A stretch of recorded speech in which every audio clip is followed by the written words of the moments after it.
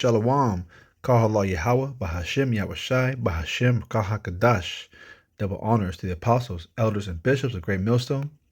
Salutations to all my fellow laborers doing this work in truth and sincerity, risking their lives to do so. To the scattered hopeful elect across the four corners of the earth, and those among the heathen nations that look like the heathen nations, pursuant to Jeremiah 12:9, known as the speckled birds. This is not a black thing, okay? I am disciple Aparium, a follower of Great Millstone, coming to you with a lesson in truth and sincerity. This lesson is going to be titled Stockholm Syndrome.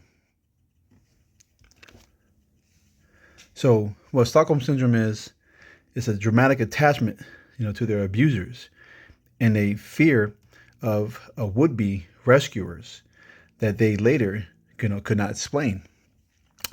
And below, you got Uncle Ruckus and Clayton Bigsby. And so the reason why I'm telling it Stockholm Syndrome is that you guys, a lot of people who've been coming out really in their own ignorance and in hate of the Lord, and hate of this truth, are speaking out against Great Millstone, and speaking out really against His truth. And as Elder Mnat Zakbak over there in South Carolina has been doing a lot of videos, just kind of detailing it, But know that, like Yahweh Shai said, if they hate me, know that they have also have hated you, roughly paraphrasing. So, these are Jake in the world, who hate us, and they sympathize, Salakia, with their captors. And going to the etymology, it says a conformity of feelings, agreement of affections or inclinations. This is the quality of commiserating with the sufferings of another. And it's funny because, what suffering has Esau really had? That's according, to Scripture, according to the curses in Deuteronomy 28, and according to prophecy. Okay? And you see on the bottom of the screen, I'm going to zoom in a little bit. It says, mind control, Stockholm Syndrome, a psychological phenomenon in which hostages express empathy and have positive feelings towards their captors, sometimes to the point of defending them. That's exactly what these Jake do. Okay? They're like, oh, this word's for everybody. And who are you guys to be talking about, the scriptures, when really they've had no teachers, and really, Barak Yahweh, Bashim Yahushai, that we've had elders and the bishops and elders and apostles to teach us. So essentially, it's impossible or really unthinkable to do, with Esau, to simply like sympathize with them. We went off as a nation, and we must endure the curses bestowed, for a time. It says no other nation of people fits the curses but the so-called Negroes, Hispanics, Native Americans, and the speckled birds, whom look like the heathen nations, but their lineage traced back to the Israelites. So the question is, what suffering has Esau and Amalek have to endure and go through? When really, they were given their blessing, the fatness of the earth. And they should rule with a sword. Who else rules with a sword? Think about that. It's not us. All right. Straight delusional. Anyways, Jake is they fear is in the unknown and of their ignorance, and they think Yahweh is just good when he was a power that creates all things, good and evil. Okay, and we're gonna get into that. So I'm going to go to the first precept. I'm going to go into the book of Job. Verse 20. We'll start at verse 20. It says, surely he should not feel quietness in his belly. He should not save of that which he desired. So basically, nothing remains of an NOT of all the things they dreamed about. Verse 21, there shall none of his meat be left, therefore shall no man look for his goods. So in the NLT, it says nothing is left after they finish gorging themselves. Therefore, their prosperity will not endure. In verse 22, it says, in the fullness of his sufficiency, he shall be in straits. Every hand of the wicked shall come upon him. All right.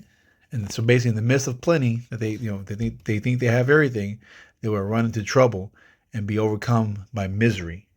Okay. And so the Lord's going to build them up, right? Just like he did in Egypt. As a matter of fact, let's get the Romans 9, verse 17.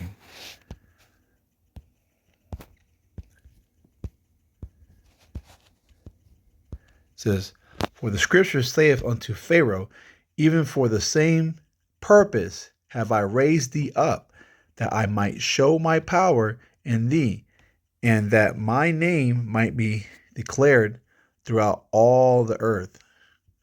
All right. So he appointed them for a purpose. And, he's going to display his power. And everyone's going to be like, God dang. They don't even want to talk about what happened to the Babylon. They won't even utter it. Okay. So let's go to the book of Psalms 49 and 11.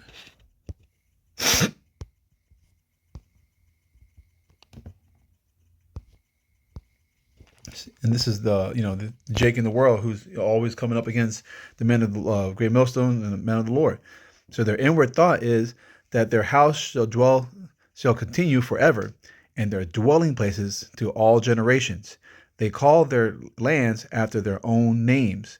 All right. And so, yeah, they're cool with, with what the captives have done, changing the landmarks, changing the names. They're like, oh, no, it's, they can seek salvation too. It's all good. Right. Let's go to Exodus 21 and 16. This is what they don't take into consideration of what they've done.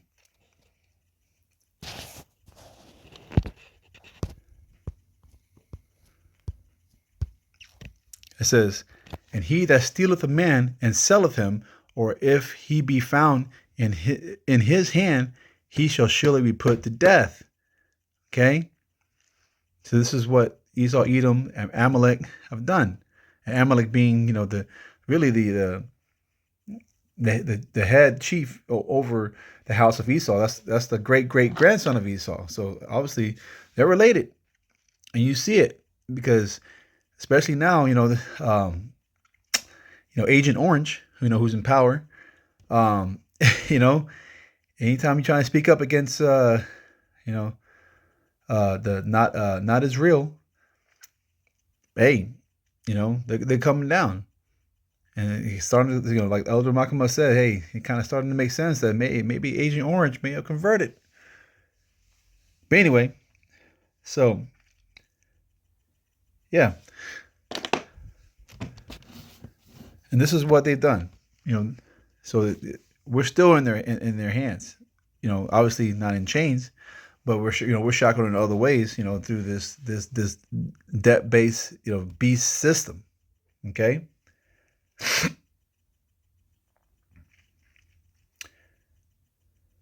So let's go down to Isaiah chapter 30.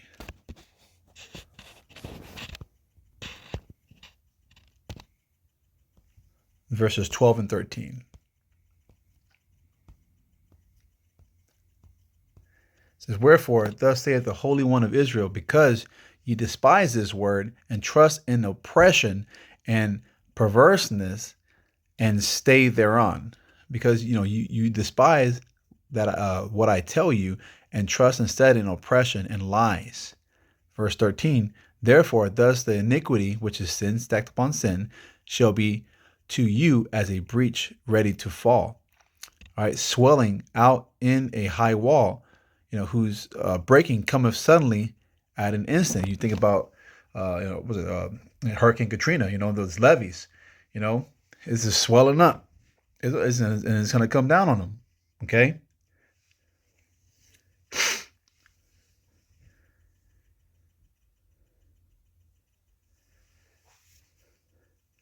Now let's go to the book of Job.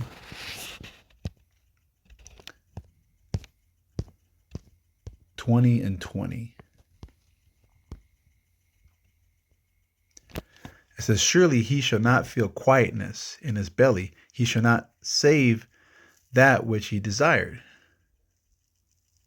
It says, this is kind of, essentially kind of part of Esau and Amalek's, birthright. They were always greedy and never satisfied. He's like, oh Lord, dost thou only have one blessing? Bless me too. So verse 21, there shall none of his meat be left. Therefore shall no man look for his goods. So the prosperity will not endure. Verse 22, in the fullness of his sufficiency, we're going to get that word, he shall be in straits. Every hand of the wicked shall come upon him. All right, that word sufficiency is the word sapak. And I'm going to go ahead and show you all for Hebrew edification. Strong's H5607, sapak. All right, don't mind those tick marks. That's Yiddish. That's BS. All right, that was later developed by some Russian small hat. Anyway, I think it was Ben Yehudi, whatever his name is. So yes, sapak, hand clapping, mockery. All right, so they think they got it good, right? And think that they're gonna be get away with this, right?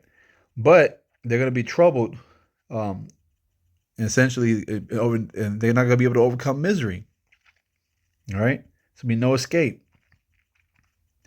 You think about the ones who go be in the bunkers, right? They really think they got it good. The ones in the bunkers, the ones up in space. No, the Lord's going to send as His men. We could be fishermen who will be turned hunters. Okay. Now let's go to Isaiah 48 and 10.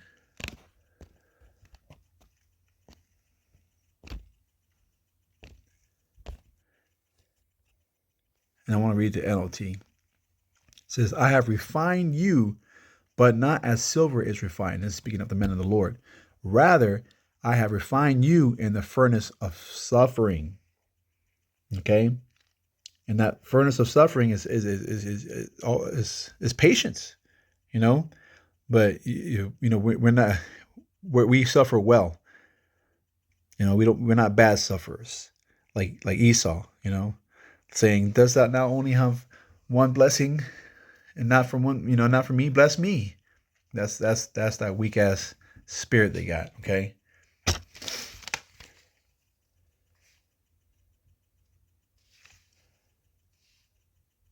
All right, so now we'll go to, this is to be the mindset of the true men of the Lord that we ought to be in. This is Isaiah 62. Oh, it's lucky.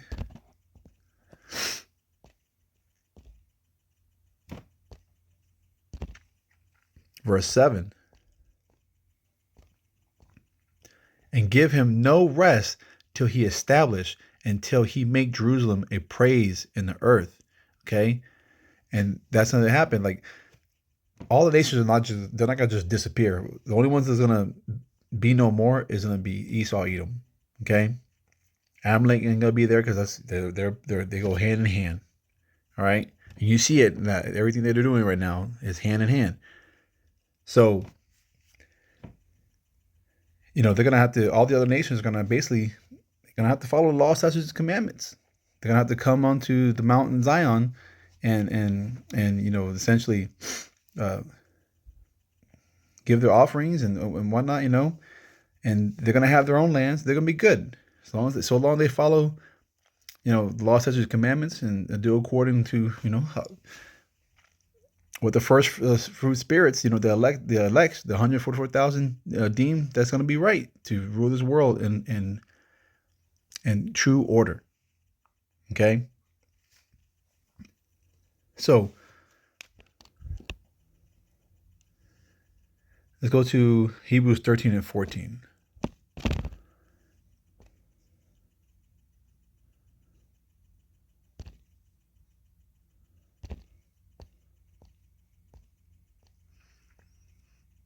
It says, for here we have no continuing city, but we seek one to come. So this is, until then, you know, we know that we can't really build here. If we lose something or we lose things, hey, all praise to the Lord that, for that. All right. So we're building ourselves up strong, girding our loins and moving forward, pushing forward. We can't build here in this world. I mean, the Lord, we're going to be content with what we have, but this is much more greater things to come. And I want to end it Romans 12:2. It says, "Be not conformed to this world, but be ye transformed by the renewing of your mind, that ye may prove, Slaki, what is that good and acceptable and perfect will of the Lord, of Yahweh." So with that, Akim Akwath, Tawada, tuning in, Tawada for listening. Kwam Yasharallah, Shalom, Shalom.